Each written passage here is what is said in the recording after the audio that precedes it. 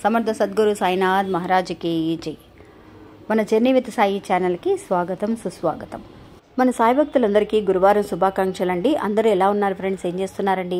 ఈ రోజు వీడియోలోకి వెళ్లే ముందు బాబాగారు ఆశీస్సులు మీ అందరికీ దొరకాలని మనస్ఫూర్తిగా కోరుకుంటున్నాను. అంతేకాకుండా ఇంకా ఎవరైతే శ్రద్ధ సబూరి అనే మాటలతో ప్రార్థనలు పెడుతూ ఉన్నారో వాళ్ళందరి తరపున బాబా దగ్గర వేడుకోవడం అనేది జరుగుతుందండి. ఇంకా ఈరోజు బాబా ఏమంటున్నారు అనంటే, బిడ్డ, ఎవరైతే నిన్ను తక్కువ అంచనా వేస్తూ మాట్లాడుతూ ఉన్నారో వాళ్ళ పరిస్థితి అనేది ఇప్పుడు ఎలా ఉందో నీకు తెలుసా తల్లి అని చెప్పి బాబా మనల్ని అడుగుతున్నారండి. ఇంకా బాబా చెప్పబోయే ఆ మాటలు ఏంటి అనేది మనం తెలుసుకుందాం. ఇంకా వీడియోలోకి వెళ్ళడానికి ముందుగా మన ఛానల్ని ఎవరైతే కనుక ఫస్ట్ టైం చూస్తున్నారో వాళ్ళు ప్లీజ్ సబ్స్క్రైబ్ చేసుకోండి ఫ్రెండ్స్. మీకు వీడియో నచ్చింది అనుకుంటే కనుక ఒక చిన్న లైక్ చేసి సపోర్ట్ చేయండి. మీ ఫ్రెండ్స్ అందరికి కూడా షేర్ చేయండి.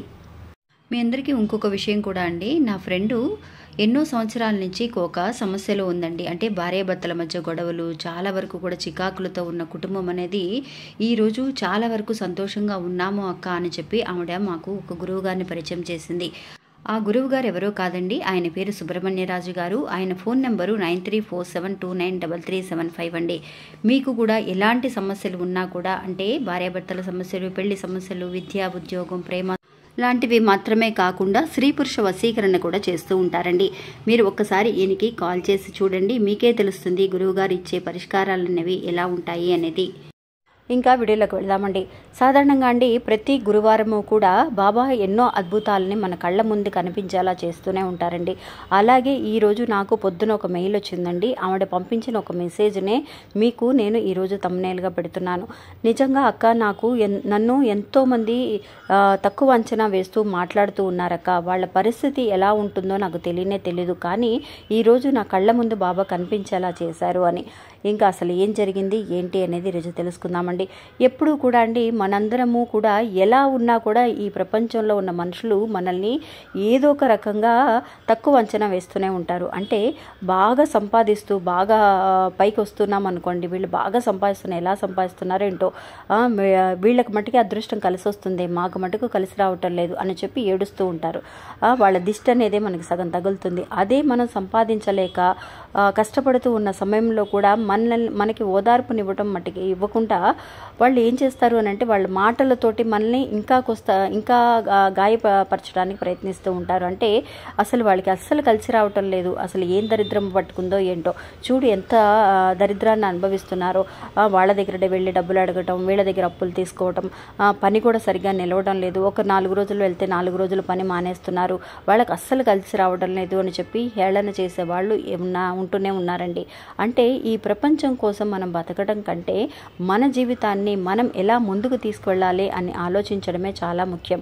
అంటే అండి ఎంతోమంది హేళన చేసేవాళ్ళు ఉన్నప్పటికీ కూడా వాళ్ళు నిజంగా ఒకళ్ళు ఇద్దరు అన్న మాటకే మనం వేళ్ళెత్తి చూపించలేమండి. మనల్ని హేళన చేసేవాళ్ళు మనకు తెలిసిన వాళ్ళు చాలామంది ఉంటారు, తెలియకుండా హేళన చేస్తూ మాట్లాడుకునే వాళ్ళు ఎంతోమంది ఉంటారు.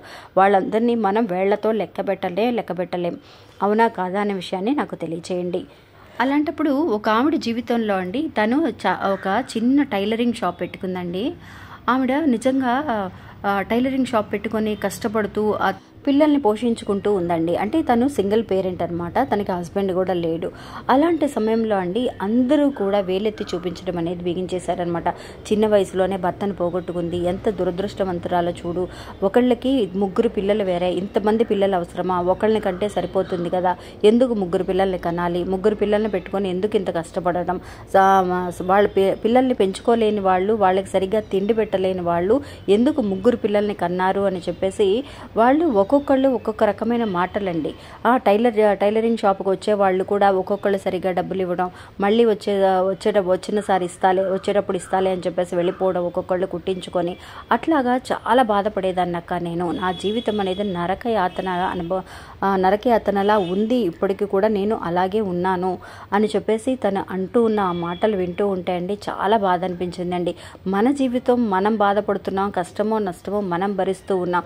చూసే వాళ్ళకి ఏంటండి కదండి కష్టం, వాళ్ళు ఎందుకు మనల్ని వేలెత్తి చూపించాలి అని చెప్పి తను నన్ను అడుగుతుంటే నాకు చాలా బాధ అనిపించిందండి. తను ఒక్కతే కాదండి, ఈ ప్రపంచంలో ఎంతోమంది అలా ఉన్నారు.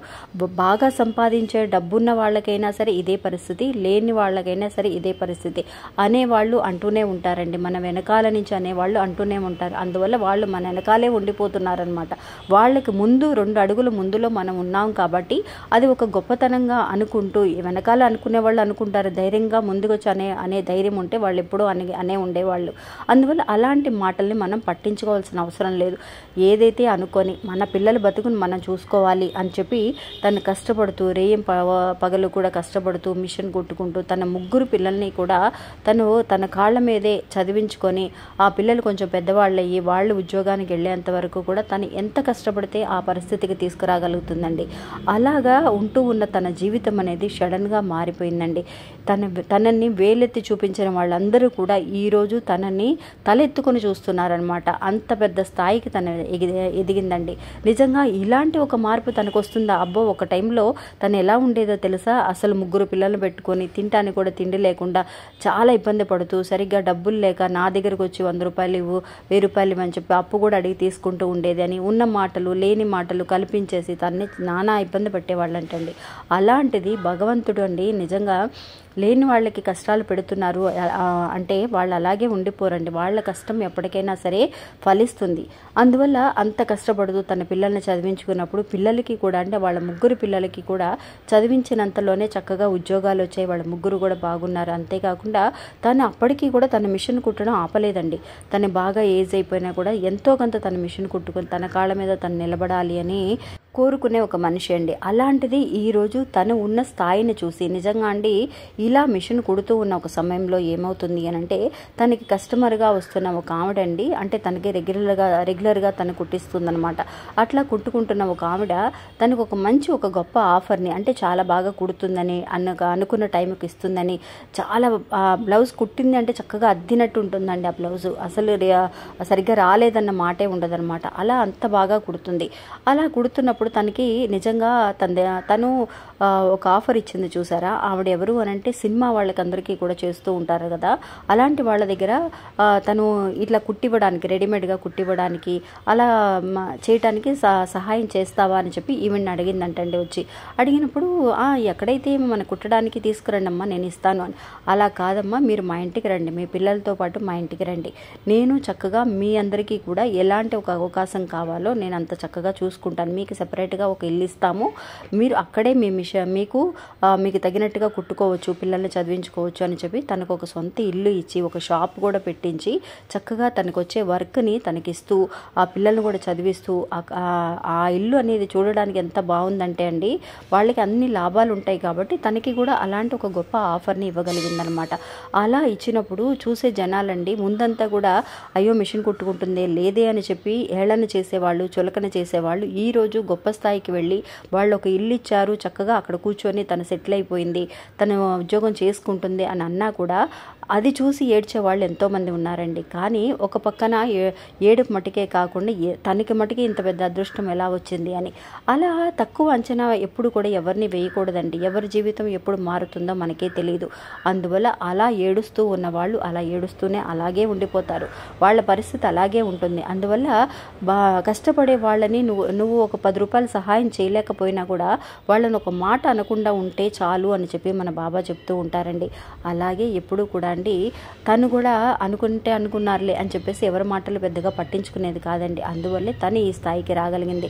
హేళన చేసే వాళ్ళందరూ కూడా ఇంకా కూడా తిని కాకపోతే ఇంకొకళ్ళు అని చెప్పి హేళన చేసుకుంటూ పోతూనే ఉన్నారండి. వాళ్ళ పరిస్థితి అలాగే ఉంటుంది. అందువల్ల వాళ్ళ మాటలు మనం ఎప్పుడైతే పట్టించుకోకుండా మన పని మనం చేసుకుంటూ వెళ్ళిపోతూ ఉంటామో చక్కగా మన జీవితం కూడా హాయిగా చక్కగా ముందు అనుకున్న దానికంటే అంటే ఊహించిన దానికంటే బాబా ఒక దారిలో తీసుకువెళతారు అన్నదే బాబా మనకి ఈ కథ ద్వారా తెలియజేస్తున్నారండి. ఇది అవునా కాదా అనే విషయాన్ని నాకు తెలియచేయండి ఫ్రెండ్స్. అంతేకాకుండా చాలామంది కూడా అండి మన వీడియోస్ని చాలామంది చూస్తున్నారు, ఇంకా కూడా సబ్స్క్రైబ్ చేసుకొని వాళ్ళు ఉన్నారండి. మీరు ఎవరైతే కనుక ఇంకా షేర్ చేయాలని అనుకుంటున్నారో వాళ్ళందరూ కూడా మీ వాట్సాప్ గ్రూపుల్లో కానీ ఇన్స్టాగ్రామ్లో కానీ మీ ఫ్రెండ్స్ అందరికీ కూడా షేర్ చేయండి. వాళ్ళందరూ చేసే లైక్ల వల్ల మనం ఇంకాస్త కొన్ని మంచి మంచి స్టోరీస్ని, మంచి మంచి కథలని, బాబా చెప్పే మాటల్ని, మన బాబా గారి గుడిలో జరిగే అభిషేకాలని, విషయాలన్నీ కూడా మనం తెలియజేయగలుగుతూ ఉంటాం. అందువల్ల మీ అందరికీ కూడా నచ్చితే కనుక ఒక చిన్న లైక్తో ఎంకరేజ్ చేయండి అని చెప్పి మనం కోరుకుంటున్నామండి. ఇంకా ఇది అండి ఈరోజు మన వీడియో. ఈ వీడియో కూడా మీ అందరికీ ఎంతో ఒక నమ్మకాన్ని, ధైర్యాన్ని ఇస్తుందని అనుకుంటున్నానండి. నచ్చితే కనుక ఒక చిన్న లైక్ చేసి సపోర్ట్ చేయండి. మీ ఫ్రెండ్స్ అందరికీ కూడా షేర్ చేయండి. మళ్ళీ ఇంకొకళ్ళు మళ్ళీ కలుస్తాను. అంతవరకు సెలవు. నమస్తే. ఓం సాయిరామ్.